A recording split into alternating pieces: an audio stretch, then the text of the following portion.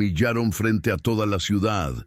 Lo acusaron de un crimen que jamás cometió, pero cuando la verdad salió a la luz, el poderoso cayó de rodillas ante todos. Si este tipo de historias toca tu corazón, síguenos, deja tu like y comparte este video. Así ayudas a que más personas escuchen mensajes como este. Lucas Herrera, un joven de 22 años, despertaba todos los días antes de que saliera el sol, con un solo pensamiento en mente: mantener a su madre y a su hermana menor después de que su padre se marchara sin dejar nada más que deudas. La habitación que compartían era pequeña, con paredes descascaradas y olor a humedad. Pero Lucas llevaba en la mirada una esperanza terca, algo que solo quienes han sufrido demasiado logran conservar sin romperse. Trabajaba donde hubiera trabajo, descargando camiones, cargando sacos de harina, limpiando depósitos y aceptando cualquier tarea que pagara lo suficiente para poner un plato sencillo en la mesa. Incluso agotado, nunca se quejaba. Algún día todo esto va a cambiar, repetía para sí mismo mientras enfrentaba el frío de la mañana y el peso de responsabilidades que no correspondían a alguien tan joven. No sabía que su vida estaba a punto de partirse en dos por algo mucho más grande que él. Ese mismo día, mientras cruzaba la plaza principal de la ciudad, Lucas vio a lo lejos un auto negro de lujo detenerse frente al edificio de Avelar Corp, la empresa más poderosa de la región.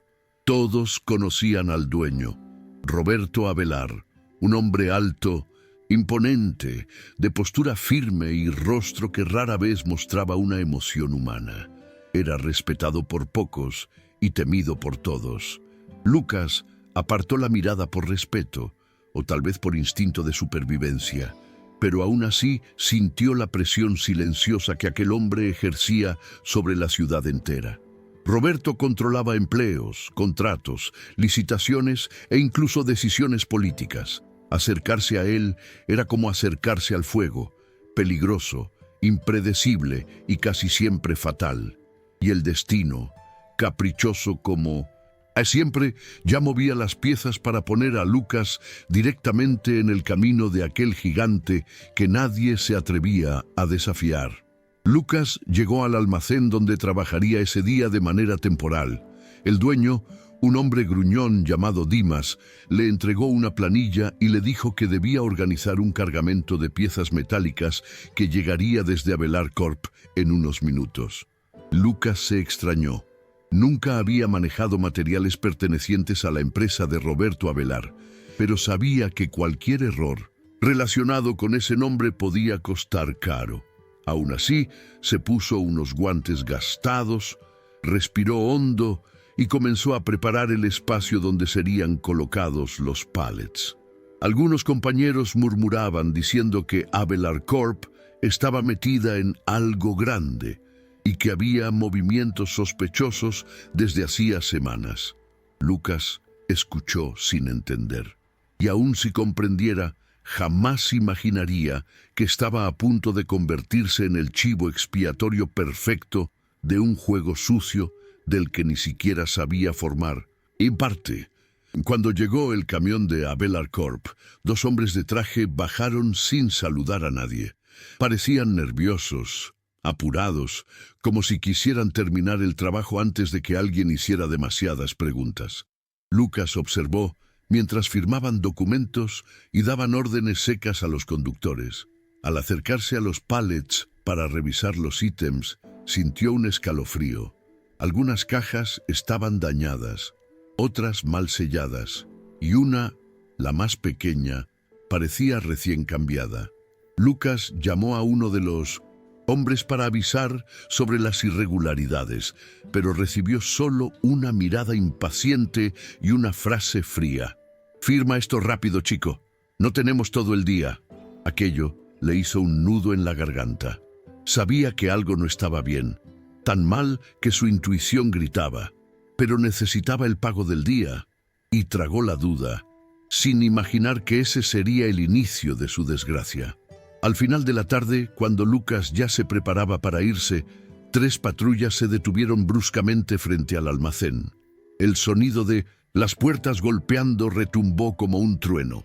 Policías entraron rápidamente, abriéndose paso entre los trabajadores confundidos hasta llegar a la pila de cajas de Avelar Corp. Uno de ellos pidió la planilla de Lucas y, al ver su firma, levantó la mirada con una expresión que heló la sangre del joven. «Así que eres tú», murmuró el oficial mayor, mientras otro abría la caja pequeña delante de todos. Dentro había fajos de dinero ilegal empaquetados. La sala entera quedó en silencio. Lucas no entendía nada. Su mente se nubló. Era imposible. Él solo revisó las cajas. Jamás había tocado ese dinero. Pero en ese instante, la verdad no importaba. Solo su firma y la trampa perfecta de alguien con mucho más poder. En segundos, Lucas fue esposado frente a todos. Su rostro ardía de vergüenza. Compañeros que minutos antes lo trataban con camaradería, ahora lo miraban como a un delincuente peligroso. Algunos retrocedieron, otros señalaron, otros susurraron críticas crueles. Lucas intentó explicar, pero su voz temblaba, rota por la desesperación. «Yo no hice nada, lo juro», repetía, pero nadie parecía escuchar. El policía le bajó la cabeza con brusquedad al meterlo en la patrulla, como queriendo aplastar lo poco de dignidad que le quedaba. Antes de que la puerta se cerrara, Lucas vio a Dimas, el dueño del almacén, negar con la cabeza, decepcionado. Era como ser abandonado por el mundo entero en cuestión de minutos. Y lo peor, él aún no sabía que ese dinero formaba parte de un plan sucio vinculado directamente al hombre más poderoso e intocable de la ciudad, Roberto Avelar. En la comisaría, Lucas fue arrojado a una sala sofocante y sentado frente a 2 investigadores que parecían haber decidido su destino antes incluso de escucharlo. Cada pregunta era una puñalada. ¿De dónde sacaste el dinero? ¿Para quién trabajas? ¿Quién más está involucrado?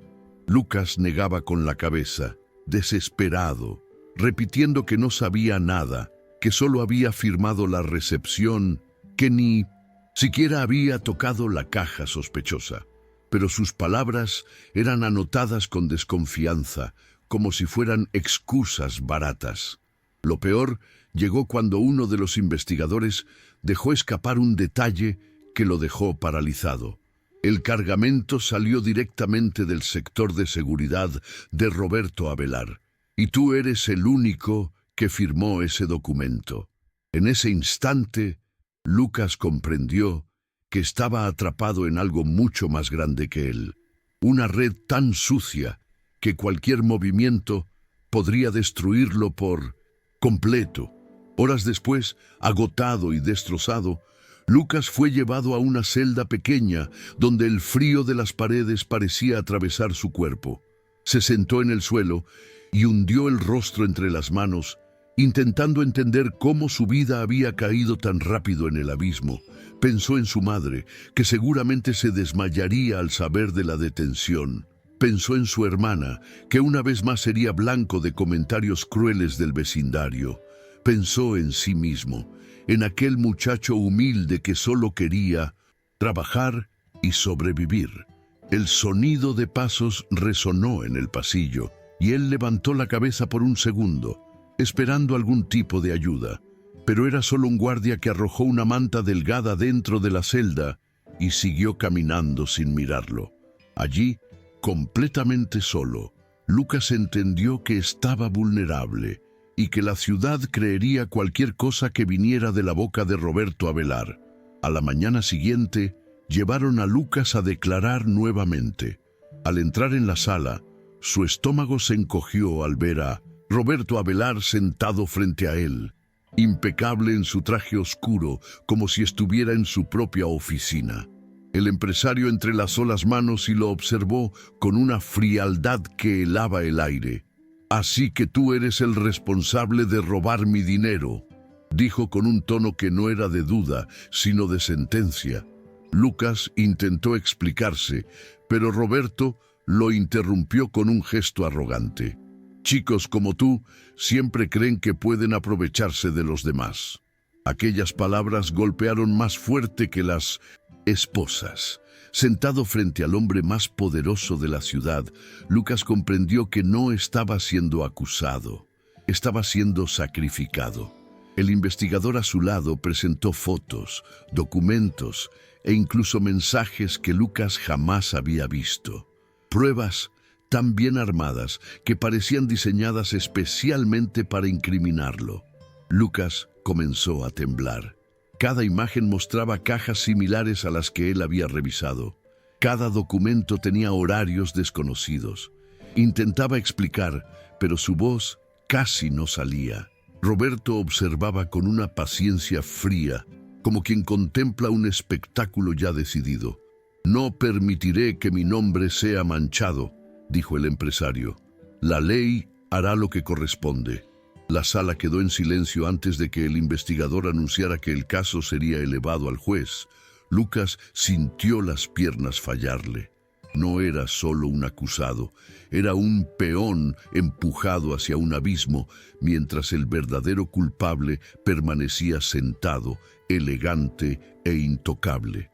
Cuando Lucas regresó a la celda, encontró a su madre esperando en la recepción de la comisaría, desesperada, aferrada a su abrigo viejo, como si fuera lo único que podía mantenerla en pie. El policía permitió que hablaran solo unos minutos. En cuanto lo vio, la mujer corrió hacia él con los ojos llenos de lágrimas.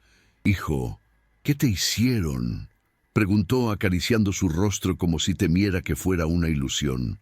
Lucas intentó ser fuerte, pero ver el sufrimiento de su madre lo quebró por dentro. «Mamá, te juro que no hice nada».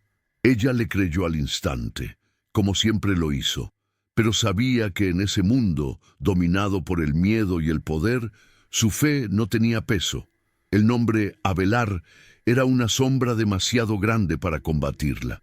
Cuando su madre se marchó, Lucas volvió a sentarse en el suelo frío de la celda con el corazón pulverizado.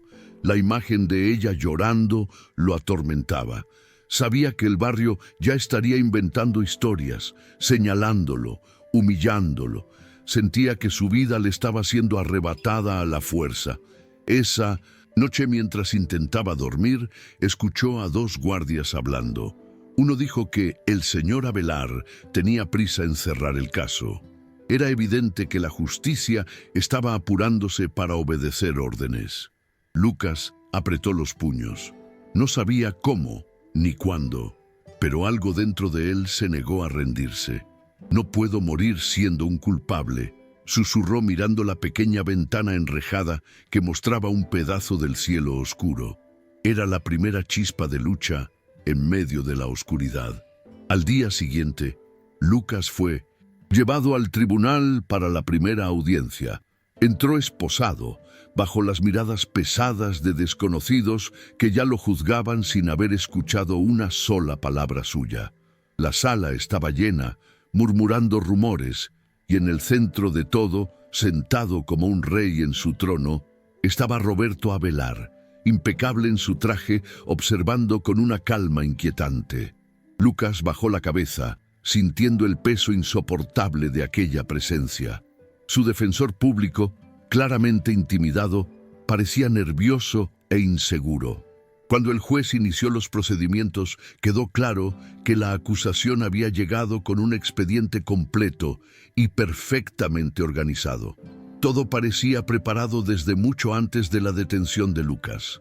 Él era apenas la pieza final de una maquinaria sombría, y por primera vez pensó seriamente en la posibilidad de no volver jamás a casa. Pero cuando todo parecía perdido, algo inesperado sucedió. Una mujer entró a la sala apresurada, con ropa sencilla y el rostro marcado por la ansiedad. Pidió hablar con el juez y mostró un carnet de empleada de Abelar Corp. Los murmullos llenaron la sala, incluso Roberto levantó la mirada, sorprendido. «Yo necesito decir la verdad», dijo con voz temblorosa. Su nombre era Clara Mendonza, asistente administrativa del área donde se había registrado el cargamento. Comenzó a contar que la semana anterior había visto a 2 supervisores alterando documentos y cambiando cajas durante la noche, y que también había escuchado que necesitaban a alguien con una firma limpia, alguien inofensivo. Lucas sintió un latido fuerte en el pecho. La sala, antes unida contra él, ahora estaba dividida. Por primera vez desde el inicio del infierno, una chispa de esperanza apareció. Clara respiró hondo y continuó su declaración, mirando directamente al juez. Explicó que no había hablado antes por miedo a perder su trabajo, o algo peor, porque Roberto Avelar tenía fama de destruir la vida de cualquiera que se interpusiera en su camino. Relató que esa misma semana vio a los 2 supervisores llevar una caja pequeña a un taller interno y permanecer allí durante horas. Esa caja no formaba parte del cargamento original. Cuando el juez preguntó por qué creía que Lucas había sido elegido, Clara respondió con voz quebrada: porque era el más vulnerable, el más fácil de culpar. El silencio que siguió fue estremecedor. Roberto apretó la mandíbula, visiblemente molesto. Por primera vez, su poder mostraba grietas.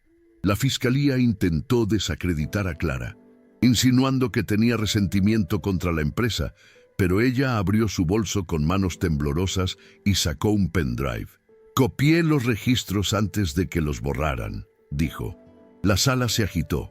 El juez ordenó analizar el contenido de inmediato. Cuando las imágenes de las cámaras internas aparecieron en la pantalla, todos vieron a los supervisores entrando solos al depósito de madrugada, cambiando sellos y sustituyendo la caja pequeña, exactamente como Clara había descrito. Lucas miraba con los ojos llenos de lágrimas. No era un alivio, pero sí incredulidad. Después de tanto ser pisoteado, la verdad comenzaba a salir a la luz.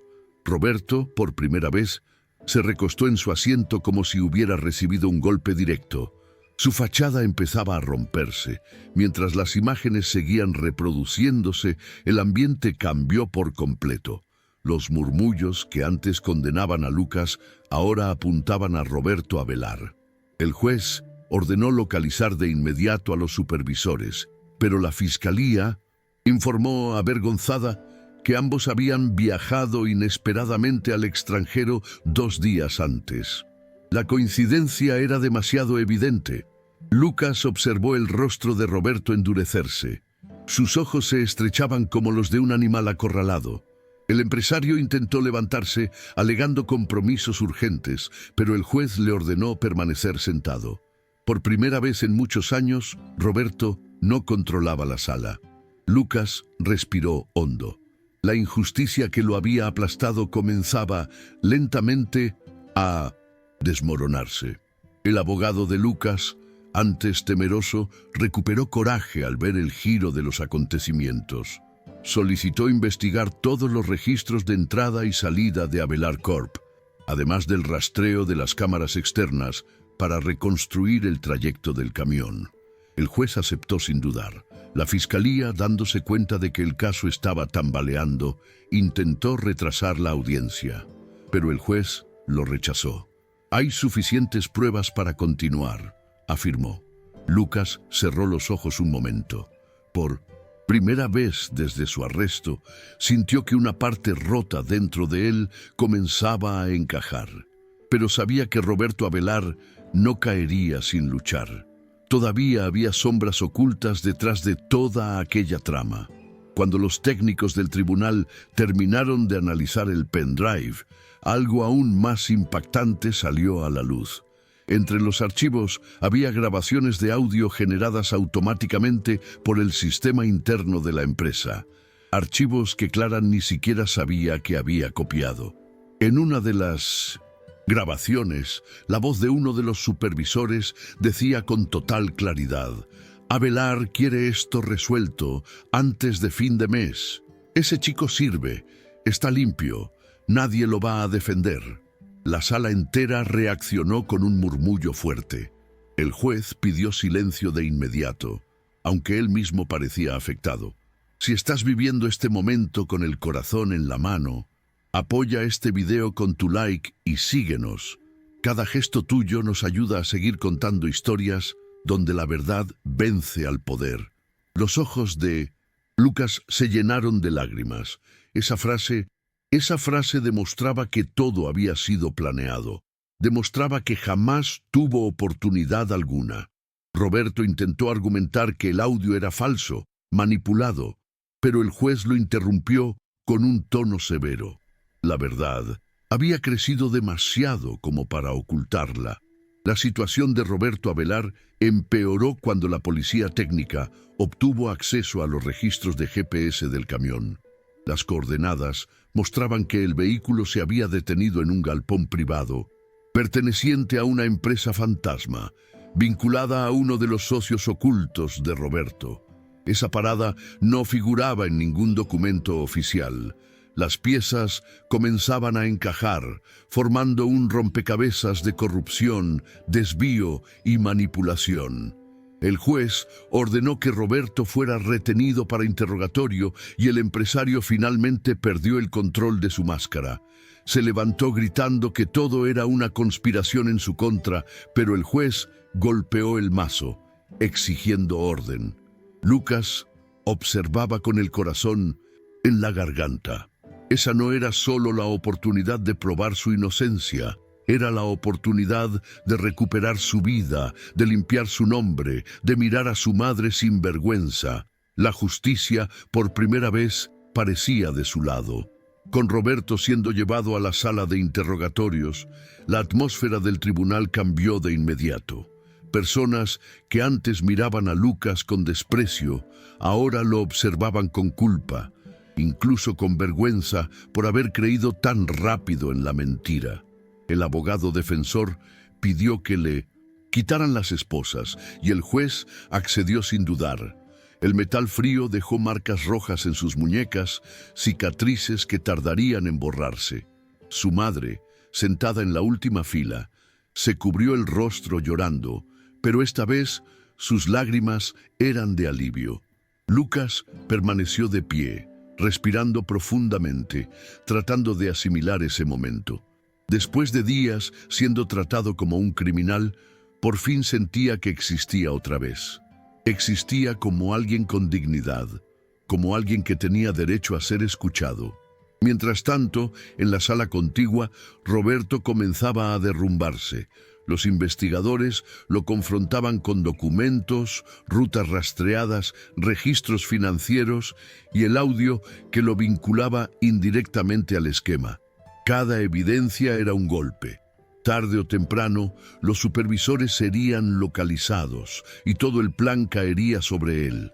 Afuera, el juez declaró oficialmente que Lucas Herrera quedaba libre de todas las acusaciones y que el tribunal iniciaría un proceso contra Roberto Avelar y sus cómplices. La sala estalló en murmullos. Lucas llevó una mano a la boca, incapaz de contener un sollozo. No solo recuperaba su libertad, estaba presenciando la caída del hombre que quiso destruirlo. No era solo justicia, era la verdad. Al fin, hablando más fuerte que el poder. Al salir del tribunal, algunas personas se acercaron con timidez, pidiendo disculpas por haber creído en las mentiras. Lucas no sabía qué decir. Parte de él seguía rota, tratando de entender cómo su vida había sido arrastrada al infierno tan rápido. Pero cuando su madre lo abrazó con fuerza, algo dentro de él finalmente cedió. Lloró como no lloraba desde niño, dejando salir la angustia acumulada. Clara Mendonza se acercó tímidamente, disculpándose por no haber hablado antes. Lucas tomó su mano y le agradeció. «Tú me salvaste la vida», dijo con una sinceridad que la hizo bajar la mirada, emocionada. El sol comenzaba a ponerse, tiñendo la ciudad de dorado. Por primera vez en muchos días, Lucas respiró y el aire ya no pesaba.